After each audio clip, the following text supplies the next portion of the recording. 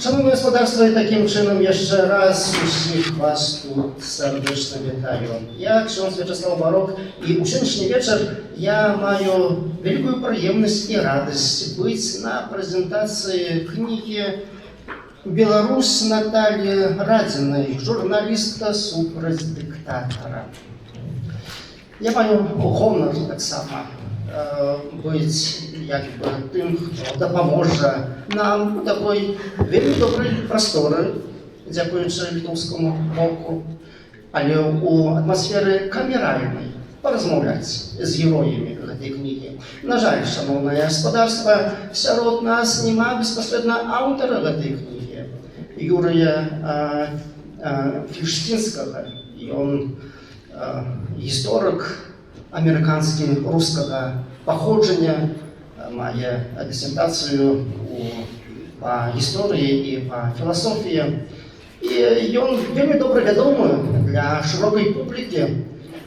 Акурат у нашому, так би мовити, культуральному осероді він відомий по той праці, до якої приклався тоді, коли повставала книга об тим, як ФСБ узриває Росію. На жаль, ця тема актуальна, можливо, ми до її ще вернемося. Але хочу на початку представити героїв цієї книги, безумовно. Ну, представляю тих, кого не треба представляти, але разом з тим з нами Наталія Радіна, це головна героїня цієї книги, і є так само один з однодумців, один з тих, хто був близько у дійності, у праці Наталії Радіної, і якому у цій книзі немало відведено місце. У цій книзі, між іншим, як сябров Наталії Радіної, згадується Олександр Андрій Сальніков, це кандидат у президенти Республіки Білорусь 2010 року, а так само серед нас є Зміцер Бондаренко. Він, між іншим, зрозумів, що хто ти. координатор громадянської кампанії «Європейська Білорусь», один з засновників молодіжного руху «Зубар» і так само громадянської ініціативи «Хартія 97». Ведаеце, коли я читав эту книгу, коли впервые брав її у руки, мені було кришечку так само страшно. Чому? Все ж таки для мене Юрій Фільштинський, для якого я маю велику повагу по його раніших книгах, він все ж таки має так само такий баласт російський. І мені було страшно читати книгу історика російського походження, що він напише про Білорусь. Але коли почав читати книгу, я видихнув, успокоївся, тому що це той ракурс бачення, де Білорусь представлена як самобутна країна.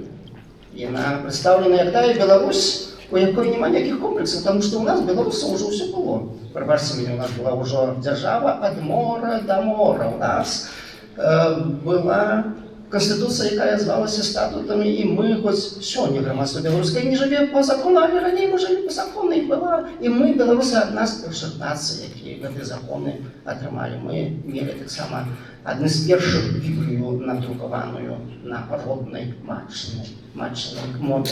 І ось коли я читав цю книгу, я читав у захопленні, ця книга була про історію Білорусі. Я так само з опасением брав книгу, Білорусь Наталії Радіної, чи можна Білорусь комусь узурпувати.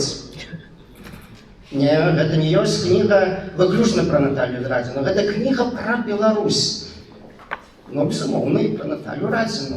Але коли я читав цю книгу, я читав її як про історію свою власну, так само, про своє власне змагання, про свою власну боротьбу, про свої власні перемоги. Читаючи цю книгу, мені усе спрыяла, каб узгадаць сябе. Я думаю, што кожны беларус, калі будзе чытаць гэтую кнігу, ён прыгадае гісторыю сваю уласную, пазнаёміцца таксама і з гісторыяй сучаснай Беларусі. Гэта вельмі важна, таму што тут як хрэстаматыя па гісторыі апошніх некалькі дзесяткаў гадоў. На жаль, сёння ў Беларусі не выкладаецца гісторыя Беларусі. Гэта гісторыя дыктатуры, а тут няма гісторыі дыктатуры. Хоць кніга это называецца беларускай тэлерадыёнай журналістка супраць дыктатара, аднак гэта кніга не прысвечана дыктатуры, гэта кніга прысвечана беларусам, якія змагаюцца за вольную Беларусь. І ў гэтым ёсць прыгажосць гэтай кнігі. Але я не хачу рабіць маналог, хацелася б паразмаўляць беспасрэдна з героямі гэтай кнігі. І вось, па-першае, пра ідэю гэтай кнігі. Я ведаю, што ідэя гэтай кнігі нарадзілася ў Вільні. Акурат Юрый Ферштинскі аднойчы тут быў, была Наталья Радзіна, і пры пэўных абставінах яны адзін аднаго яшчэ не ведаючы, магчыма, але пабачыўшы, нарадзілася ў аўтара гэтай кнігі зрабіць вось аповед пра Беларусь, якая варта гэтага аповеду, каб увесь свет яшчэ лепш Беларусь пазнаў. І, Наталья, пытанне да вас. Ці дапамог вам, Юрый, паглядзець на падзеі ў Беларусі пад іншым аспектам, пад іншым ракурсам? Не як журналістцы, а як частцы глобальнага гістарычнага працэсу. Вось крышачку пра ідэю кнігі і вось пра вашы адчуванні. Добрый вечер, паважаныя сябры. Лабас вакарас, мелі драўгей. Я так разумею, што я магу размаўляць па-беларуску, таму што ведаю, што ёсць людзі з Расіі, вы разумееце, так? Дзякуй вялікі, вельмі рада. Так, на самой справе ідэя кнігі нарадзілася тут, у Вільні, калі тут праходзіў у 2023 годзе форум «Свабоднай Расіі». Я была запрошана ў якасці спікера з Беларусі, і я распавяла так вельмі коротка расійскім дэмакратам гісторыю Беларусі. Вельмі коротка, вельмі зжата, але я вось проста разумела, што шмат хто проста не ведае гісторыю нашай краіны.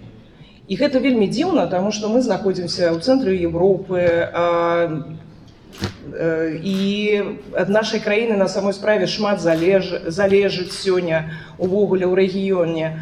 А людзі вось, і ў Літве, і ў Польшы, і ў Расіі, яны не ведаюць, хто мы беларусы. І вось калі я распавяла, то, па-першае, я бачыла, што ў зале была вялікая цікавасць да нашай гісторыі. Было бачна, што людзі не ведаюць увогуле нічога, ні пра Полацкае княжаства, ні пра Великае княства Літоўскае, ні пра Рэч Пасполітую, якую ролю іграла тэрыторыя Беларусі ў гэтых дзяржаўных аб'яднаннях. І пасля гэтага выступу да мяне падышоў Юрый Ферштинскі, якога я шмат гадоў ведаю, і сказаў: «Наталя, трэба пісаць кнігу.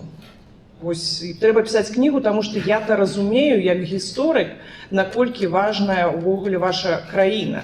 Таму што сёння, на жаль, яна ператварылася ў такі расійскі ваенны плацдарм, з якога пагражае Расія сёння і Літве, і Латвія, і Украіне, канешне, у першую чаргу, і гэты напад у 22-м годзе адбыўся з тэрыторыі Беларусі таксама. І трэба вось напісаць пра Беларусь, каб людзі на захадзе зразумелі, што ваша краіна павінна быць вольная. І Юрый проста разумеў, канешне, што цяжка напісаць гістарычную кнігу, так, не будучы беларускім гісторыкам. І ён проста прапанаваў напісаць вось кнігу праз прызму майго жыцця.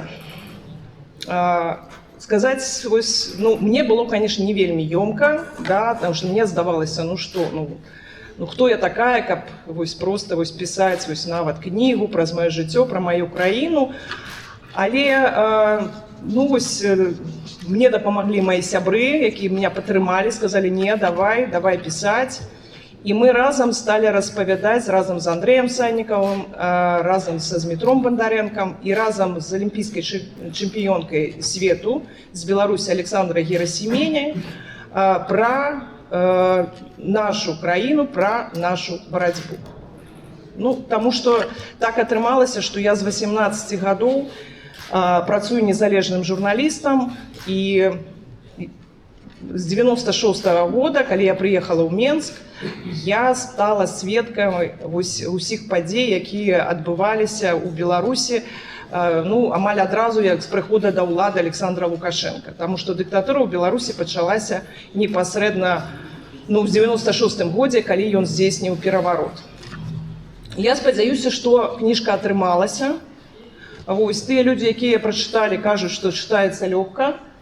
Вось, ну і спадзяюся, што гэта пераканае людзей у свеце, што за Беларусь варта змагацца. Што вось беларускі народ, які дзесяткі гадоў, уже 32 гады змагаецца за сваю волю, ну, патрабуе падтрымкі ў гэтай барацьбе. І вось на ўздахон чарговае пытанне да вас, бо насамрэч гэта кніга пра Беларусь і беларуску, і вы тут узгадваеце пра сваіх продкаў, гісторыю продкаў. Дарэчы, каб зразумець самога сябе, то вельмі важна гісторыю ведаць, таму што гісторыя мінулая пралівае свет на сённяшні час і на будучыню. І зрэз гісторыі вашых продкаў, ён таксама вельмі унікальны, цікавы. Сярод вашых продкаў былі і быў званар, і быў хтосьці як чараўнік. Розныя былі людзі, так як зрэз грамадства беларускага. Беларусы мы насамрэч розныя, але разам з тым нас штосьці адзінае аб'ядноўвае. І вось я цытую вашыя словы, як вы выказваецеся пра сваіх продкаў.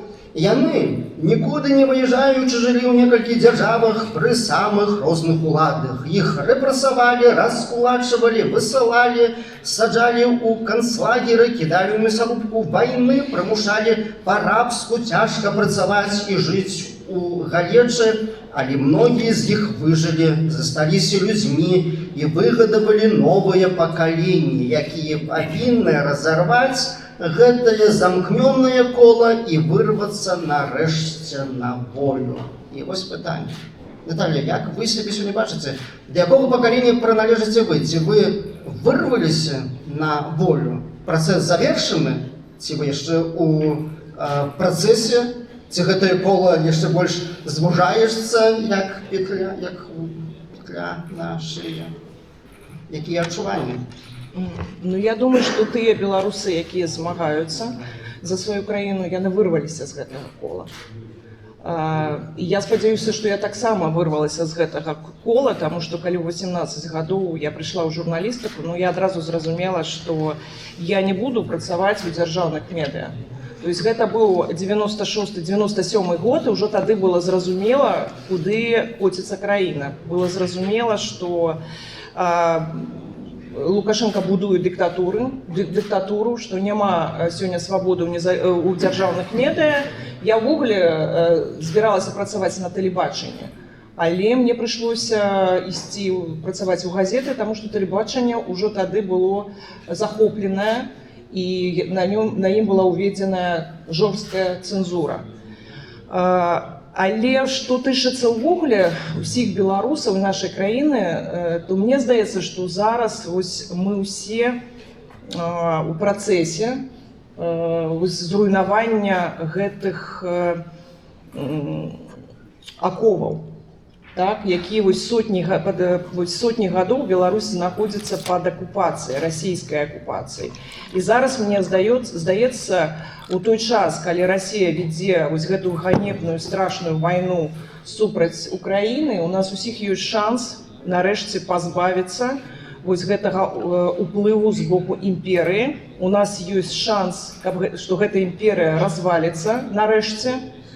І мы ўсе станем проста свабоднымі. Дзякую. Господар Зміцер, я особисто ось гляджу на вас, ваш життєвий опит, досвід, на ваше змагання з таким захопленням. Ви не новий чоловік у політиці, ви проверені у гэтай боротьбе. Вы свой раз отсидели, ризиковали життям. І у мене таке питання. Ви змагаєтеся, але хто наш головний ворог, на вашу думку? Кто ворог Беларуси? Добрый вечер, Лабас Вакарас. Хотел подякувати усім литовским сябрам, сябрам з України, з Росії, з Білорусі за можливість вас бачити, за те, що ви прийшли. Ну, я прошу пробачення. Дякую, це вельми добре. Когда я сидел в турме, мне часто казали, ну и провокаторы так само, ну ты что сидишь за то, что ты хочешь нашего батьку убить, там, ты хочешь что-то сделать с Лукашенко. Я сказал, у меня нема таких эмоций моцных, так. Мабуть, я змагаюсь с Российской империей, это самое главное. И когда мы сидели в турме КДБ, это в 2010-2011 году, и разом с Натальей, с Андреем Санниковым, и шмат еще с кем. На початку нас вот офицеры белорусского КДБ так прессовали, тиснули вельми моцно, але потом пошел контакт, и мы с ними розмовляли, и я упевнений, що щось там в їх голови так само було закладено. І ми казали, ми не змагаємося з Лукашенко, тому що сьогодні Лукашенко, завтра може хтось інший бути. Ми змагаємося за свободну, за білоруську Білорусь. Ось, тому що вони нам от казали, ну вот, господар Зміцер, Дмитрий Евгеньевич, вы вот такой жесткий человек, вот даже ваши друзья говорят, что вы можете быть жестким. Я говорю, так, демократия не вседозволенность, да, как Горбачев говорил. И я им говорил, что слушайте, если бы вы были национальной диктатурой белорусской, я не ведаю, может быть, я бы не змагался, хотя я настолько люблю свободу, все ж таки нет. А вы, кажу, вы просто, ну, лижете боты русским, вы не служите, вы не являетесь офицерами белорусской державы и не думаете про безпеку белорусской державы.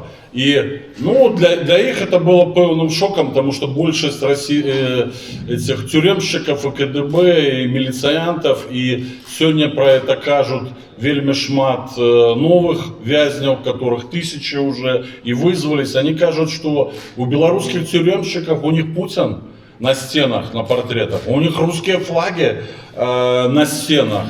А еще вот тогда в 2010-2012 году, когда они спробовали вербовать, они мне сказали, а вот как сказал Деникин, и там какую-то цитату из Деникина, а вот Колчак сказал, а вот там Лосев, философ русский. Я говорю, ты обалдел? Говорю, я белорусский патриот, я белорусский националист. То есть ты профнепригоден. Как ты можешь меня вербовать? И, на жаль, сегодня вот мои сябры, які вышли з турмов сегодня, уже прошло колькі гадоў, некаторые, як Павел Северинец и іншие уже по некалькі разоў отседзелі велізарнейшие тэрміны, як Максим Винярский, які тут знаходится, які отбыл 5 год, а до этого 1,5 года по административных арештах. Да, я увлекся. И в этом сенсе, мабуть, ми завсёды змагалися за волю, за свободу і за незалежність. Но, мабуть, перше для нас важна все равно незалежність. І этому ми учились у наших сусідів, можливо, в першу чергу литовців так само. Дякую. Ну, у працягваць вось у мяне з языка зрываюцца словы. Насамрэч я таксама перакананы ў гэтым, што беларус беларусу, беларус і нам проста наканавана залежыць тое, што некалі пачаў наш славуты земляк Кастусь Каліноўскі і выканаць ягоны запавет. Тады ты, беларус, зажывеш шчасліва, калі маскалян над табой не будзе. Я в этом таксама пераканаўся асабіста, калі мяне судзілі ў Беларусі, я патрабаваў, каб суд адбываўся на беларускай мове, мне было забаронена. Не па-руску цябе судзім. Калі я не падпісываў рускамоўныя пратаколы і пастановы, но мне вельмі добра ўжо патлумачылі, калі ўжо прывезлі мяне ў СІЗА, да стенкі паставілі, сцяпак пусцілі, аўтаматчыкаў да спіны представили, ну и тогда, когда мне сказали, все ли мне понятно, я сказал, что мне понятно. Я тогда вернулся на русскую мову, да. Вот. Ну, але, что это сведчит? Это, конечно, сведчит о том, что отбывается борьба, якая на якім узроўні просто той христианский фашизм, что сегодня пропагуе Россия и РПЦ, просто хочуть знищити усіх. Там нема для їх розниці, кого нищить. Ну, мабуть, псевдохристиянське все. Ну да, но але у двух кості. Это ересь. Вось. Ну и, конечно, коли супраць такого ворога повстає молодой человек, дзяўчына, бо это был 2010 год, коли вы, Наталья, узначалили хартию и стали головным редактором хартии 97. Это был смутный, сумный час, вельми напруженный час. Вы стали редактором тады, коли при трагічных обставинах адышоў з гэтага свету мінулы редактор Олег Бебенин. И он был забит. Так. И он, ну, як все говорить о том, что он был забит. Ну и после вам доручилася эта миссия. Не было вам страшно? Ці вы разумели, что вы пишете у книги, отказываете на это питание, ці было страшно? Ці думала я, что меня забьют наступной? Вы отказываете послідовно? Так. Ну, страшно, напевно, было. Але адкуль таксама адвага, што вы ўзяліся за гэтую працу? Бо гэта, бачыце, гэта не было ілюзорнае змаганне. Гэта не была гульня ў нейкія дэмакратычныя працэсы. Маўляў, вось мы тут пагуляемся ў працэсы і пасля нейкім чынам свабода будзе. Гэта была барацьба з-праўдам, гэта была барацьба паміж жыццём і смерцю. Бо мы добра ведаем, беларусы, што гэта была не першая ахвяра злачыннага рэжыму. Як вы адважыліся? Ну, по-перше, я хочу сказать, что я пришла працаваць у хартыю ў 2001 годзе. І чаму я прыйшла менавіта ў хартыю і зайшла з незалежных газетаў, таму што я пабачыла, што цэнзура і самацэнзура, вялікая самацэнзура з'явілася нават у незалежных выданнях. А мне вельмі хацелася змагацца з гэтым рэжымам, і я заўсёды хацела скінуць гэты рэжым. Вось. І менавіта ў хартыі я знайшла сяброў паплечнікаў, людзей, якія ставілі заўсёды гэтую мэту перамагчы Лукашенка. І калі ў 2010 годзе кандыдатам у прэзідэнты стаў кіраўнік грамадзянскай кампаніі «Еўрапейская Беларусь» і адзін з заснавальнікаў грамадзянскай ініцыятывы «Хартыя 97» Андрэй Саннікаў, мы ведалі, што гэта шанец змяніць сітуацыю. І мы гатовы былі рызыкаваць нават сваім жыццём. Мы шлі з гэтым намерам не проста паўдзельнічаць у выбарчай кампаніі, як сёння кажуць некаторыя дзеячы палітычныя. Так? Мы ведалі, што мы ідзем да канца, што гэта шанец. І Андрэй Саннікаў, дарэчы, тады ў 2010 годзе ён перамагаў Лукашэнку. Па даных незалежных назіральнікаў, ён павінен быў выходзіць у другі тур, і ён мог стаць прэзідэнтам Беларусі. На жаль, канешне, за 3 месяца да выбараў быў забіты Олег Бібенін, заснавальнік Хартыі 97, галоўны рэдактар Хартыі. І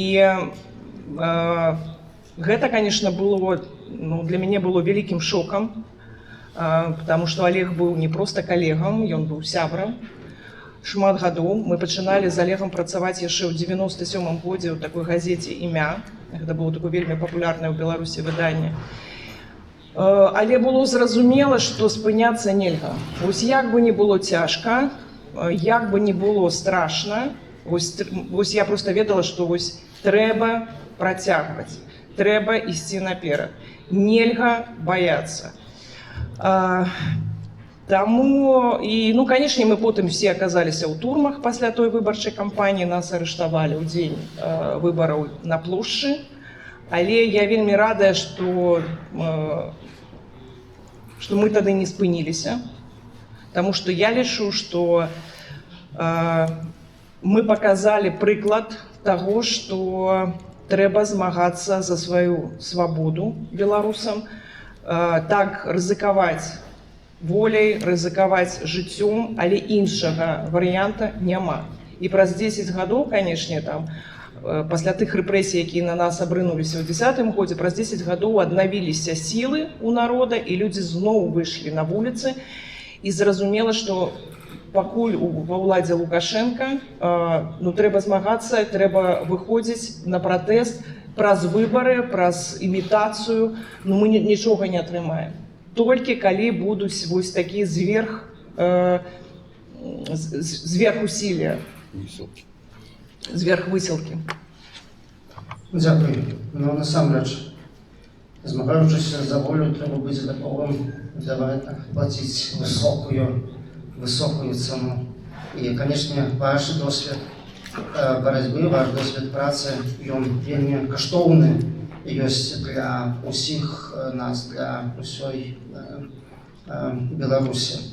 Бачыце, ну, Беларусь краіна насамрэч унікальная. Можна меркаваць, што Беларусь для Кремля, для ФСБ стала такой лабараторыяй, дзе адпрацоўвалася вось тое, як можна змагацца з грамадскімі ініцыятывамі, як можна фальсіфікаваць выбары, як можна мяняць канстытуцыю злачынным шляхам, як можна знішчаць прэсу, як можна здзейсняць забойствы палітычныя, як можна узурпіраваць манаполію на праўду. Гэта ўсё ў Беларусі ўжо адбылося. У нейкім ступені пасля, у такім жа маштабе гэта адбылося ў Расіі, і бачым тое, да якога канфлікту гэта ўсё давяло. І у мяне пытанне да вас, гаспадар Зміцер. Вось калі Беларусь была такім полігонам для ФСБ, дзе апрацоўваліся гэтыя метады, ці азначае гэта, што ваш досвед, ваша барацьба ёсць таксама пэўным ключом на тое, каб адказаць на пытанне, як можна супрацьставіцца той навале зла, што пагражае Еўропе сёння з усходу.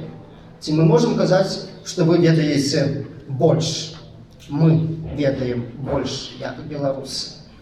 Я беларус, ну, по пашпарце, так? И я сціплы чалавек. И я скажу, Беларусь не является некой уникальной краиной, уникальной державой. Мы такая же держава, какой была там Польша, Венгрия, Чехословакия, но, мабуть, уже и Балтийские краины в конце 80-х годов. То есть мы трохи спазняемся, але мы сегодня змагаемся с тем червоным драконом, який, ну и нават ранее был двуголовый орел, зараз який вернулся сотни годов. И в этом сенсе мы одна з країн регіону, яка протягує агульне змагання за нашу і вашу свободу.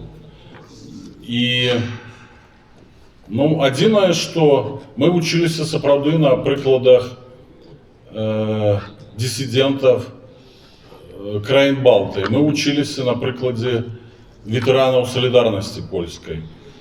Але пасля 2020 года я размаўлял шмат з кім, з польскімі ветеранами, героями польской солидарности. Они казали, слушайте, у нас такого не было, может, в первые месяцы войскового стана в 81-м, там, другим годе, але у вас ближе до сталинизма. И в этом сенсе сапраўды репрессии после 20 года в Беларуси, они абсолютно параўнальны по жесткости с часами сталинизма, только нема таких массовых забойств. А катование, издевки, знищение всего белорусского, знищение человечей годности, самоповаги, оно досягнуло немыслимых масштабов. И я человек, который все життя жил под некими диктаторами, да, при Брежневе, только там 18 годов, так, вот при Лукашенко уже 32. И в этом сенсе мы вельми близкие до сталинских часов, але знову же, если казать с тем, что сегодня проходит Украина и украинский народ, но наше терпение не есть самое страшное.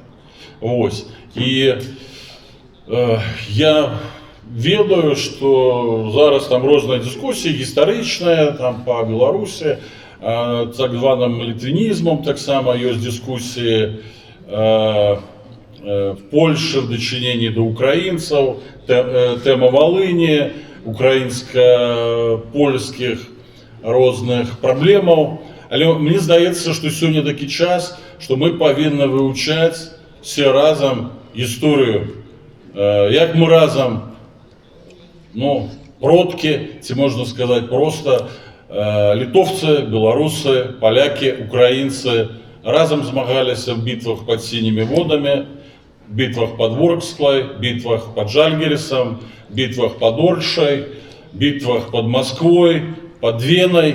И это уникальный досвід, коли наши народы, будучи в одной конфедерации, там, будучи одной краиной, там, мы с литовцами заўсёды в Великом княжестве Литовском, мы разом змагаліся, и сапраўды мы ратавали Европу то от татар, то от Московщины, то от Османской империи. Ось, і мені здається, зараз гэты досвід знову патрабавальны.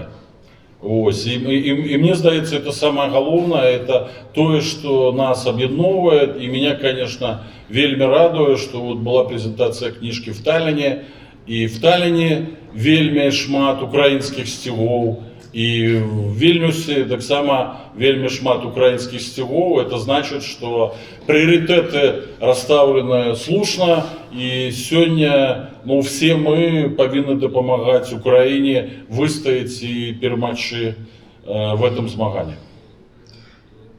Безумоўна, сціпла, пагаджаюся. І пагаджаюся з вами вельмі у тым, што вельмі цэнна ёсць тое, што сёння мы ідзем разам. Сапраўды, мы, беларусы, вельмі удзячныя і літоўцам, і палякам, і украінцам, калі мы ідзем разам у гэтай барацьбе. І калі будзем трывацца разам, я думаю, што шансы маем на лепшую будучыню. Але разам з тым усё ёсць у параўнанні. Вы бачыце, еўрапейцы, літоўцы, палякі нават не могуць сёння ўявіць, як далей пакутуюць палітычныя вязні у беларускіх тюрмах. Это не укладаецца ў галаве. Это насамрэч ёсць так. Это, калі хтось это разумее, то гэта малы працэнт грамадстваў еўрапейскіх усведамляюць. Вось. А ёсць тыя беларусы, якія беларусы церпяць, і мы не можам пра іх забывацца. І вось вы, Наталья, вы заўсёды пра іх памятаеце, пра гэтых беларусаў, якія ёсць там у Беларусі і сведчуць пра сваё жаданне жыць у вольнай краіне, якая будзе жыць па закону, праўдзе і справядлівасці. І вось мне хочацца зацытаваць некалькі слоў тых, которые вы прамовілі ў 2011 годзе, калі атрымоўвалі ўзнагароду за асабістую мужнасць у Злучаных Штатах Амерыкі. Бо гэтае слова вашая прамова яна досыць была прарочай. Вы узгадывалі пра Беларусь, сказалі аб тым, што як жа важна, каб таксама Захад не забываўся пра Беларусь, пра змаганне беларусаў. Ну і вы узгадываеце пра людзей у беларускіх турмах, якія падвяргаюцца катаванням і бесчалавечнаму абыходжанню, і хочаце назваць іх імёны. Ну і я прачытаю гэтыя імёны. Гэта быў 11-й год. Бачыце, Андрей Саннікаў, Дмітрий Бандаренко, Миколай Статкевич, Дміцер Дашкевич, Эдуард Лобаў, Миколай Аўдухович, Алесь Біляцкі. У той час яны сядзелі ў турме, некаторыя з іх ужо адышлі, гераічна загінулі, як вось Эдуард Лобаў, беларус, які змагаўся за вольную Беларусь, але і за свабоду Украіны, супрацьставіўшыся расійскім агрэсарам. Ну а некаторыя прозвішча, вось як тады цярпелі, вось гэтыя асобы, такі як Статкевич, ён тады сядзеў у турме ў 11 годзе, але і сёння, хоць яго нібыта выпусцілі, але афіцыйна ён па ўсіх дакументах у турме, без пашпарта, без правоў, далей чалавека катуюць. Это ў цэнтры Еўропы, вось у гэтым часе. Ну і скажыце, ці вы задаволеныя з таго, што вам удалося зрабіць прамову прароцкую, ці няма расчаравання, ці няма апатыя, бо шмат хто падаецца апатыя. Вось змагаюцца, не атрымоўваецца, рукі апускаюць і думаюць, ну, гары, ну, гара. Ну, я вось лічу, што мы не можам паддавацца гэтым настроем. Ну, вось украінцы сёння вельмі цяжкай сітуацыі. Ну, вось калі яны ўсе ўпадуць у апатыю, у дэпрэсію, ну, то што? Ну, все, Расія пераможа, краіна будзе захоплена цалкам. І варункі ва ўкраіне на фронце зараз цяжэйшыя нават, чым у беларускай турме. Хаця, канешне, я згодная, людзей там сёння дагэтуль катуюць. І там вельмі цяжкія ўмовы. І гэта можа сведчыць і Павел Свярынец, які сёння вось на нашай прэзентацыі, Олег Груздзіловіч, і Леонид Судаленко. То бок тут у зале ёсць і Александр Бабко, то есть і Максим Вінярскі, Андрей Войніш, то есть палітвязні, якія сёння прыйшлі на гэтую прэзентацыю. Прабачце, калі ўсіх не бачу. Вось, але мы не можам зараз вось спыніцца, таму што, ну што такое краіна? Што такое незалежная краіна? Ну гэта наш дом. Вось, гэта наш прытулак. Мы вельмі ўдзячныя Літве, мы вельмі ўдзячныя Польшы, да, што мы можам тут сёння працаваць, жыць, але ж ну, нідзе ты сябе так не адчуваеш добра, як у сябе дома. І мы все марым, я ўпэўненая, вярнуцца ў Беларусь. Потому што я шмат гадоў жыў в эміграцыі. Я разумею, наколькі цяжка людзям, які толькі вось прыехалі, як цяжка палітвязням, якіх увогуле дэпартавалі з турмы у Літву, альбо ў Польшу. Ну, гэта страшна, канешне, пасля 5 гадоў турмы апынуцца ў чужым краі. Але не трэба губляць надзею, не трэба спыняцца. Усё роўна мы павінны рабіць усё, што мы можам, нават у гэтых сітуацыях, нават вот в эміграцыі, каб прыблізіць гэты час вызвалення Беларусі. І мне здаецца, што нягледзячы на тое, што ну вось мне хутка будзе 47 гадоў. Я пачынала, мне было 18. То бок гэта амаль 30 гадоў, так? І калі вось гэта кніга пісалася, ну мне было, ну, конечно, цяжка ўсё узгадваць. Чаму? Таму што ты проста ў гэты час, калі ўзгадваеш, ты аналізуеш сваё жыццё і думаеш, а вартае оно было таго? Можа быць, трэба было нешта інакш зрабіць. І гэта вось быў вельмі-вельмі для мяне цяжкі час, вось калі Юрый пісаў гэтую кнігу, а я яму ўсё распавядала. Але у канцы, калі я ўжо паглядзела кнігу цалкам, я зразумела, што ўсё складвалася так, як трэба. Што Гасподзь, Ён нас вядзе па жыцці, і ўсё, што не адбываецца, яно вось нам патрэбна для чагосьці, для развіцця, для нашай душы. Ну вось гэта патрэбна, як бы цяжка не было. І нават калі зараз нам цяжка, пройдзе час, мы зразумеем, для чаго нам все гэта было. Ну, дзякуй.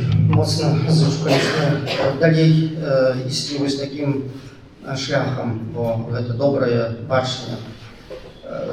Гаспадар Зміцер, хочу спытацца у вас, вось, але спачатку прыгадаю, як не так давно я размаўляў з адным з дыпламатаў Злучаных Штатаў Амерыкі, і я пытаюся, ну, а як вы бачыце Беларусь, будучыню, вось, што зрабіць, як што? Ён кажа, ну, у нас вось бачанне такое, што до конца года мы хацелі б вызваліць усіх вязняў. Кажу, ну, з такімі тэмпамі, калі па сотню чалавек у месяц, ну, то до конца года, вы, боюсь, не поспеете, потому что белорусов 9 миллионов. И он зразумел, конечно, тем, что я кажу, что вызвались вязню вся Беларусь у неволі.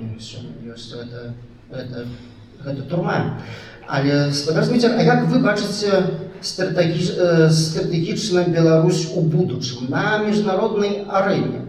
Як яна павінна быць прадстаўлена? У чым ёсць будучыня? Ну, вы кажаце, што ўсе разам, але як разам? А ў які саюз Беларусь павінна ўвайсці? З якога выйсці? Ці няхай будзе так, як ёсць? Ці трэба штосьці мяняць? Ну, геапалітычная ситуация. Ну, например, мы с Литвой весь час были в одних державах. Ці вольных, ці под гнетом, але это было фактом. И сегодня, когда Литва является сябром НАТО и сябром Европейской Унии, то не может быть так, что 1000 годов люди жили побач и в одних державах, а потом раз и возникла межа. Такого не будет, межа часовая. И безумовно Беларусь будет так само сябром НАТО, почему без Америки, не ведаю, сябром Европейского Союза, так само как Польша, Литва, Латвия, Эстония, ну, сподіваюся, Украина. Я думаю, что в момент, когда Россия будет не до нас, если не будет ядерной войны, то мы будем спокойно заниматься будовой трансконтинентальных коридоров, транспортных, энергетичных, ну, не ведаю, там, Клайпеда, Одесса, праз Беларусь, так, Таллин, Симферополь, Рига, Симферополь. И это будут моцные, трансграничные такие, могутные шляхи, да, и трубы, и оптоволокно, и дороги чыгуначные, розные. И на это нам спотребится несколько десятков годов. Это будет выгодно и корисно для всех, и для литовцев, и інших країн Балтії, для белорусов, для України. Ось это 100%, и нам будет чем заняться в этот час. Я бы не отметал, конечно, россиян. Нам, народам, які вельми натерпелись от России за стагоддзя, просто думать, что давайте там будет ров с крокодилами, так, ці поставим там ракеты ядерные. Но мы бачим, что нават еще после 2014 года я ведаю, что большесть бойцов, якія добраахвотниками пошли в украинские эти добробаты, это были россияне. Ну, выходцы с России, в тым ліку и российские националисты. Их были тысячи, белорусов тогда было там десятки, может быть пару сотен. И сегодня мы ведаем, шмат российцев и русских воюют на боку Украины. И, ну, европейская частка России, она ж никуда не денется. Мы все равно будем побач, мы все равно будем иметь агульную межу. И придется с этим что-то робить.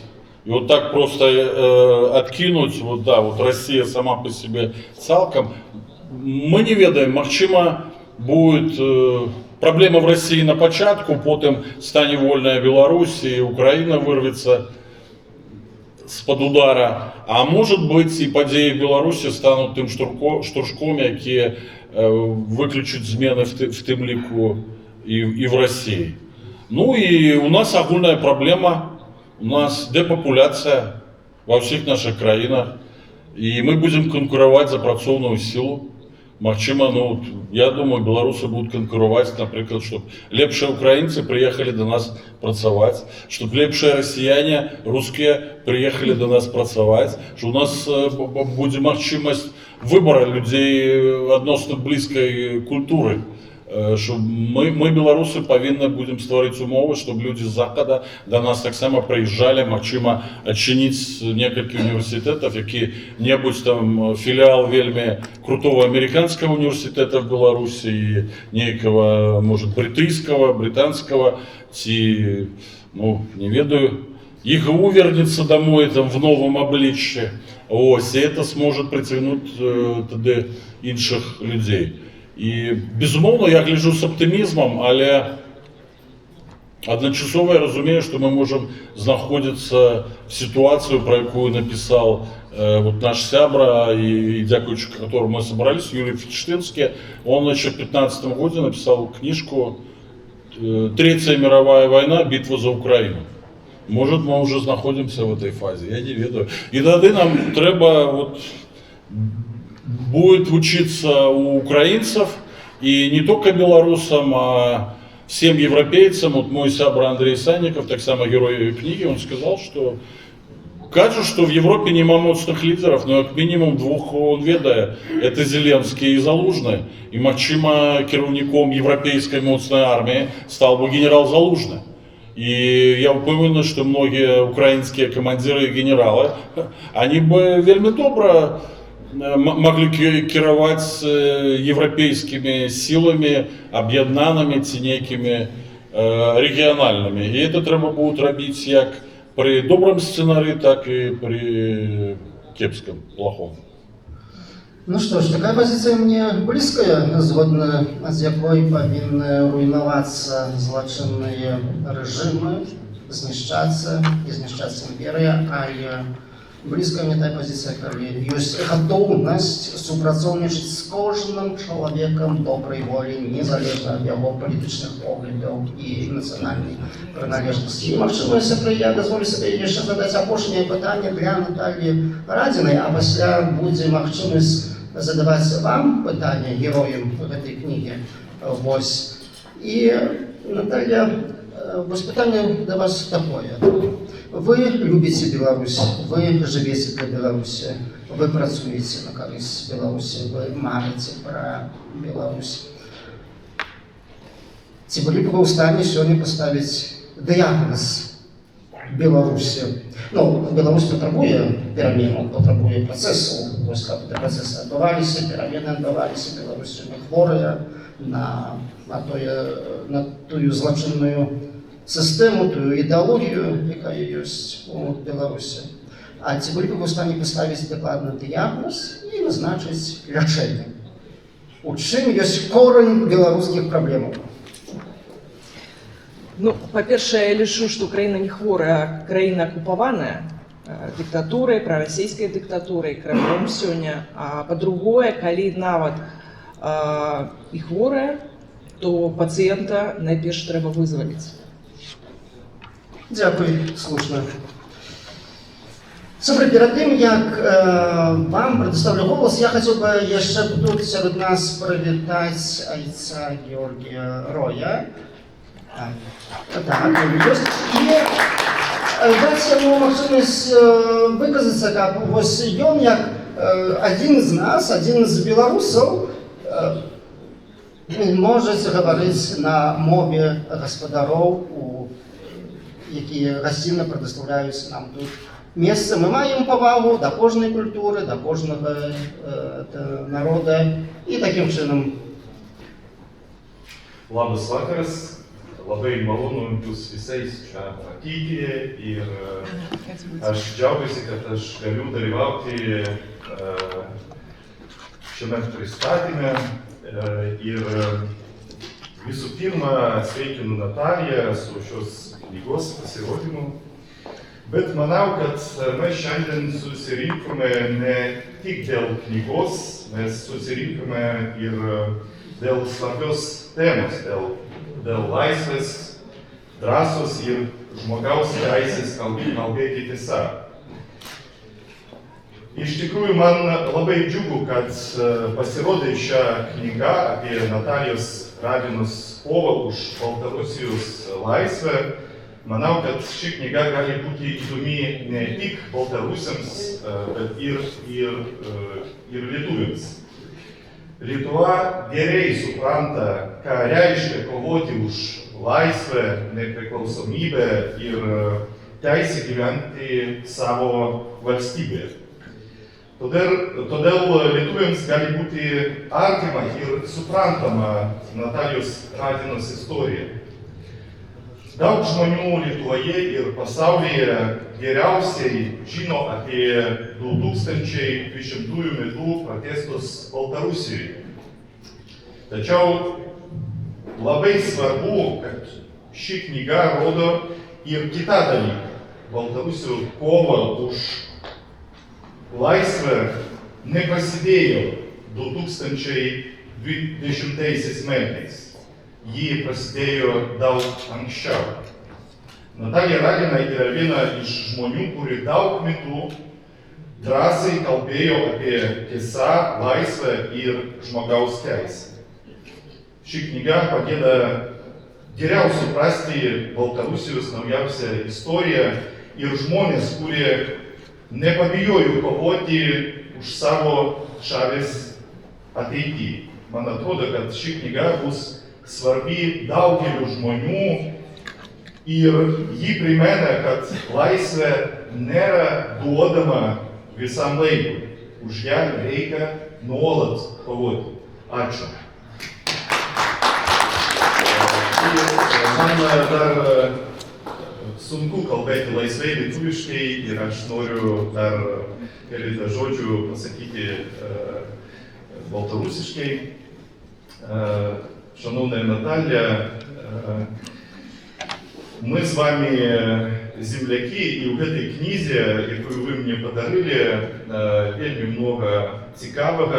І зараз я скажу, що эту книгу забрав мені мій син, який з'являється студентом Гданського університету і вивчає політологію. Йому вельми цікаво, що ж у этой Білорусі відбувалося. Я просто здивляюся, як тут молоді люди інакше глядять на всю цю історію. Але мене вельми радує, з великим інтересом я прочитав перші розділи цієї книги, які присвячені вашому дитинству, нашому родному Кобрину, Кобринщині. І це було цікаво порівнювати, як проходило наше формування, ми росли в одному місті, в одному місці. І я думаю, що ви справді зробили вельми важну справу, і що дотично усіх визвітих годів змагання. І добре, що ця книга є, і це така необхідна ретроспектива. Що з нами було, де ми зараз, і усе це допомагає бачити, як ми можемо рухатися далі. Дякую, Наталія. Дякую вам. Шановне господарство, особливо литовський бок, я запевнюю вас, що ми, білоруси, поважаємо Литву, литовську мову. Ось і шмат білорусів литовську мову вже ведає. Сьогодні презентація відбувається на мові білоруській, але я не живу в Литві, я живу у Польщі. Але так само литовський бок, я прошу толерантно підходити до білорусів. Не робіть так, як білоруси переїжджали у Варшаву. Ми їх відбираємо, але нехай спорт. Велике дякую вам за вашу гостинність і за зрозуміння. І я так само вельми радуюся, що сьогодні на цій презентації є високі гості. А ти шоу? Аккуратно, шоу «Высокий гость». Після. Вернется. Да, «Высокий гость» вернется, і після ми дамо йому слово. А тому, сябри, господарства «Голос» вам маєте питання, задавайте питання, не маєте питання, я ще маю безліч питань. Sveiki, Sėbrai. Malonu girdėti, kad mes išsiverčiam okupanto kalbos šiandieną. Ir tai vyksta Vilniuje. Visada malonu matyti gyvus Nataliją, nes gyvas ir gyvas svarbu Vezmicerį. Ir klausimas labai paprastas. Lietuvoje irgi kilo banga prisiminimo aprašyti tas sąjūdžio vaikus. Ir yra labai sunku aprašinėti istorijas, yra gyvi liudininkai. Ir tuo labiau mes suprantam, kad šalis dabar yra tiesiai šviesiai yra okupuota ir jeigu per daug prisiminsi sukelsi grėsmę tiem žmonėm. Kaip Jūs manot, ar neparašė visų, kaip čia pasakytus, visos garbės, kurią tie žmonės padarė, ar buvo lengva derinti detalės, nes labai sunku yra prisiminti. Aš pats kartais galvoju, kad tu ten darai kažkokius paprastus darbus, o paskui prisimeni, kad visai nieko padarėm didvyrius. Ir klausimas Jums, ar bus, kai Baltarusija išlaisvės, ar bus antras leidimas, kuriame atskleis visas istorijas. Lietuvos istorijoje yra labai vertingi tokie partizanų prisiminimai parašyti vakaruose po karo. Ir jos padėdavo į lentyną, mano tėvas taip pat padėjo, mama sakė, praeiti 25 metai, galėsi atsiversti ir sužinosi, kuris kaimynas ant tavęs kaip vaikas. Tai dėkui, be galo malonu matyti salę, nes čia yra susirinkę drąsūs žmonės, drąsūs būdai. Ir manau, labai vienas iš tokių malonių dalykų, vieningai, kurie susirinkę nesiprašė, klauso Natalijos pristatymą. Dėkui.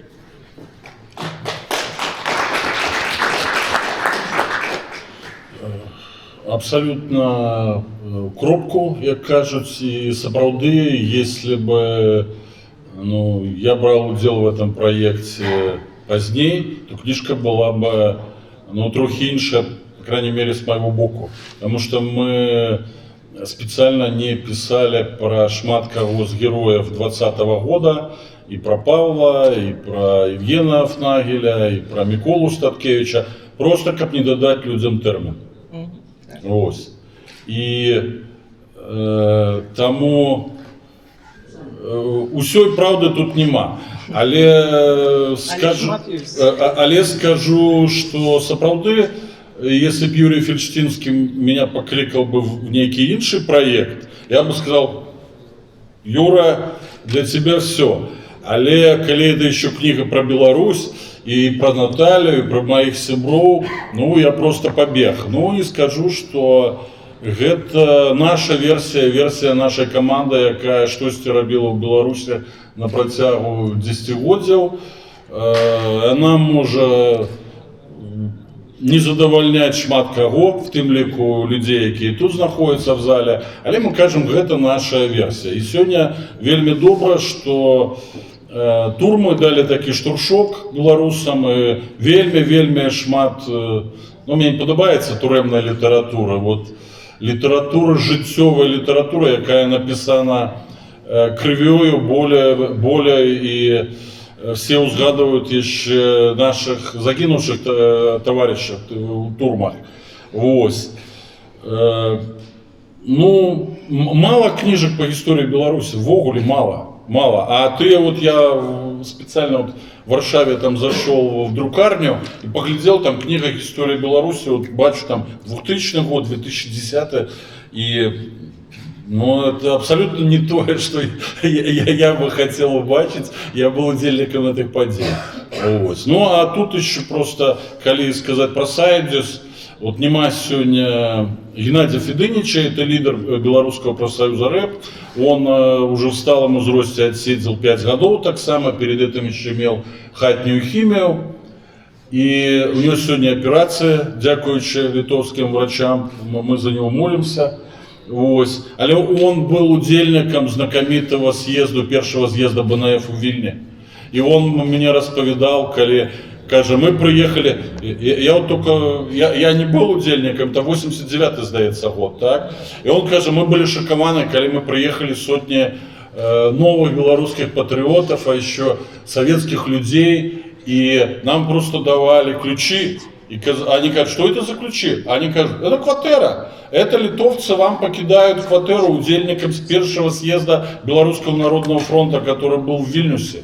И это такое уздение оказало на людей, что они расповедают эту историю своим сябрам, детям, внукам. И сапраўды нікуды не деться нам, белорусским патриотам, без Литвы, не в старые часы, не в сегодняшние часы. И я думаю, зараз так само вельмі добрый працэс в тым сэнсе, што сотні беларусаў яны вывучаць літоўскую мову, дзеці тым больш, і гэта будуць новыя нашы сувязі, якія будуць дзейнічаць новыя дзесяцігоддзі, магчыма, стагоддзя. А нават тыя, які вывучаць кепска, они лепш зразумеюць літоўцаў, таму што яны живут сегодня побач с вами, и это так само вельмі важно, хотя мы вельмі близкие народы, але тым не менш вельмі розныя. Спадарства, зараз будзе магчымасць задаць чарговае пытанне. Я зраблю толькі папраўку. Да, в этой кнізе няма ўсёй праўды, але хлусень таксама няма. А тое, што праўда падаецца дазіравана, то гэта вельмі добра, тому што праўда дазіравана, яна павінна служыць перадусім на карысць усім нам і для нашага супольнага добра. І я яшчэ хачу ў гэты момант прывітаць высокага гостя, пра якога я узгадываў, дэпутат літоўскага сейма Руслана Баранова, дзякуючы якому мы маем магчымасць тут быць. І хацелася б папрасіць за мікрафон.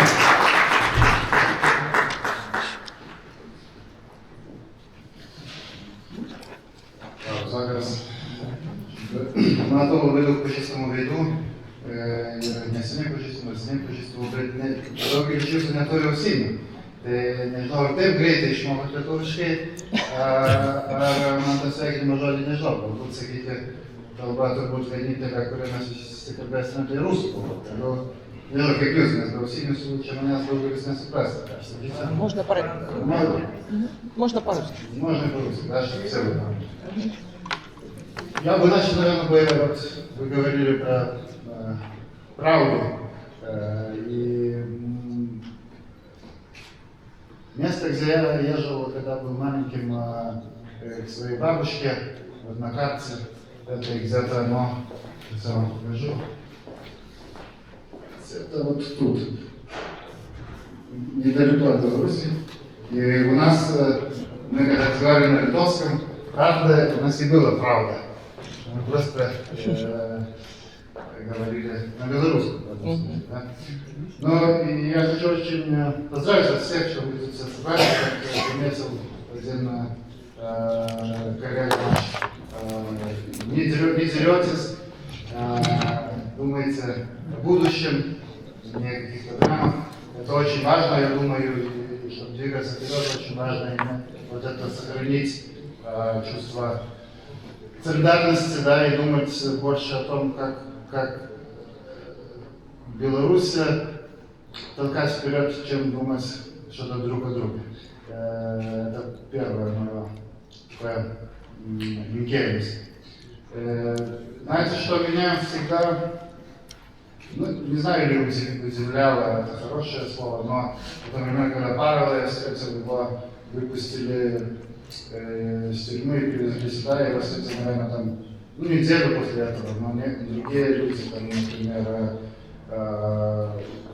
тоже самый Белянская весь, кажется, вот человек просидел 5 лет в тюрьме, да, уже боролся 20-30 лет, да, и кажется, вот привезут его в Литву, и очень было бы понимательно, если он бы сказал: все, хватит, я спокойненько тут поживу в Литве, другие пусть работают. Но каждый человек, которого выпустили из тюрьмы, которого мы встретили в Сеймусе, еще где-то, да, в тот же день они спрашивали: Ну что будем делать? Как дальше будем бороться?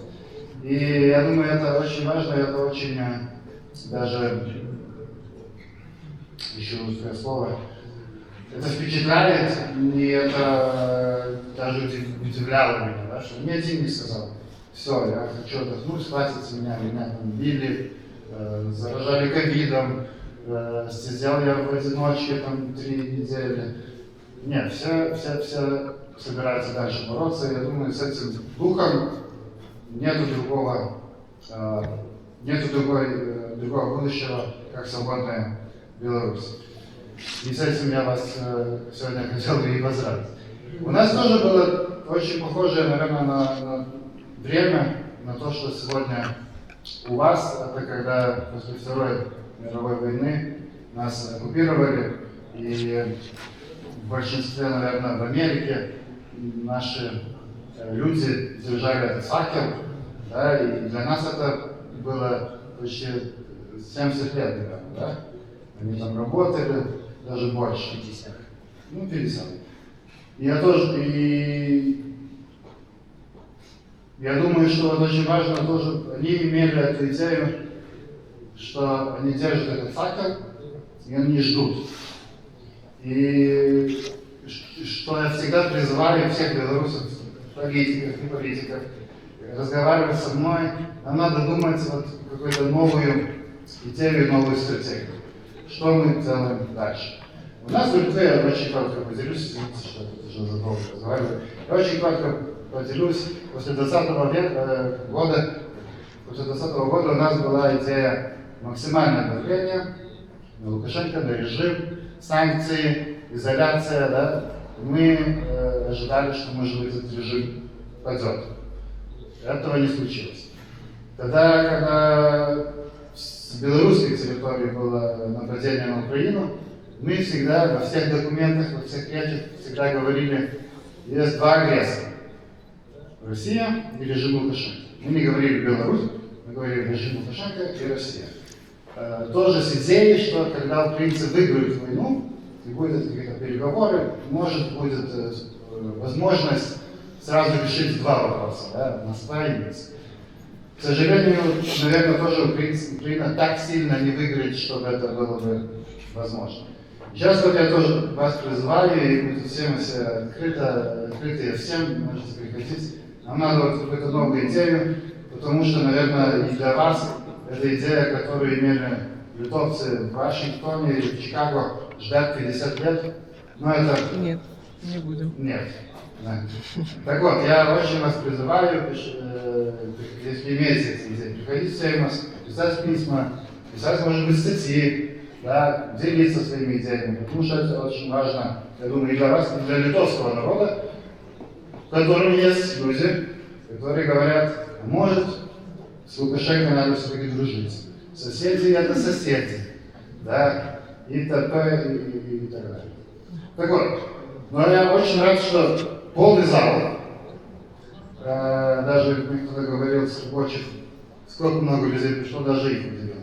И надеюсь, что таких мероприятий будет больше и больше, и как-то они найдут путь в Сеймос, потому что у нас тоже как-то получилось. Мне кто-то позвонил, говорит, мероприятие, конечно, делаем.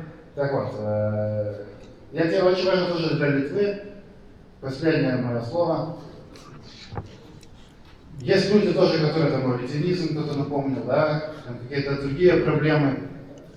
Я хочу от нашей группы за Беларусь в Сеймосе и от всего Сеймоса, ну не от всего Сеймоса, от большинства Сеймоса сказать, мы очень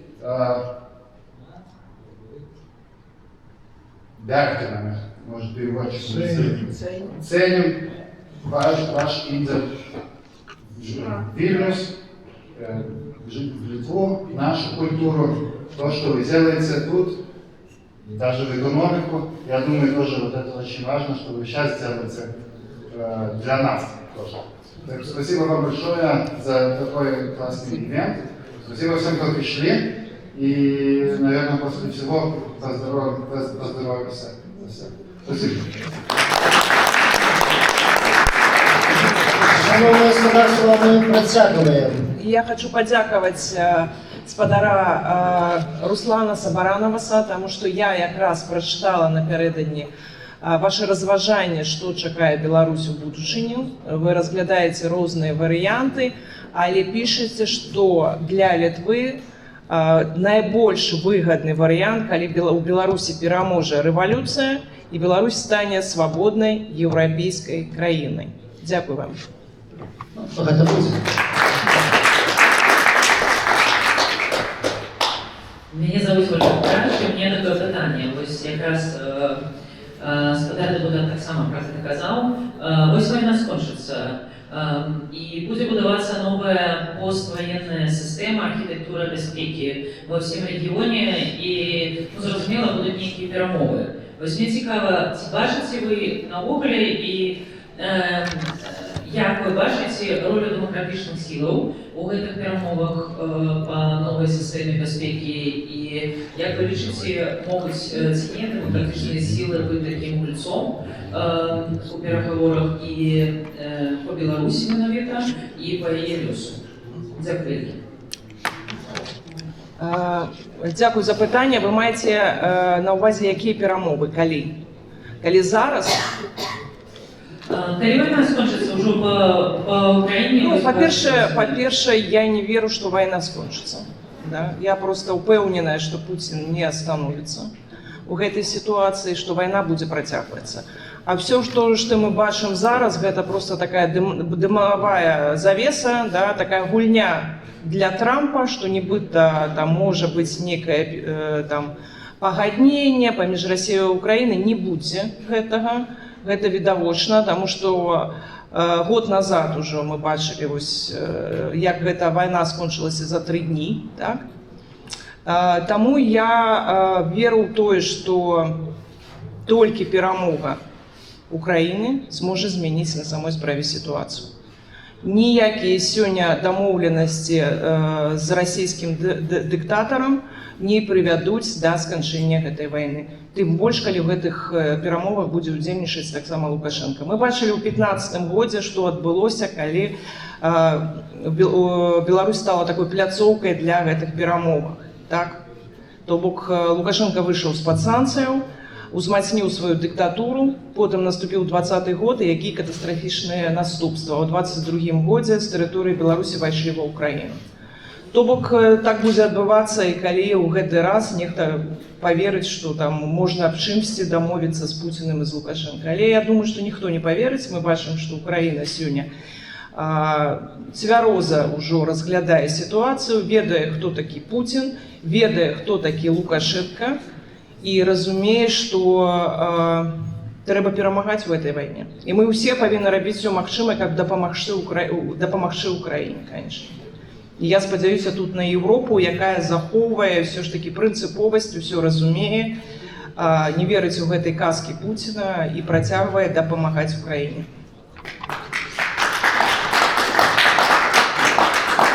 Дякую. Конечно, война неизбежно скончится, придет такий час, і той, хто війну розпочав, зустрінуться з законом, отримають вироки, і той, хто спробував у свій час тлумачить карту, унаслідують той самий лос. І тоді війна скончиться, і це будуть зовсім інші перемови. І це нас чекає. Питання?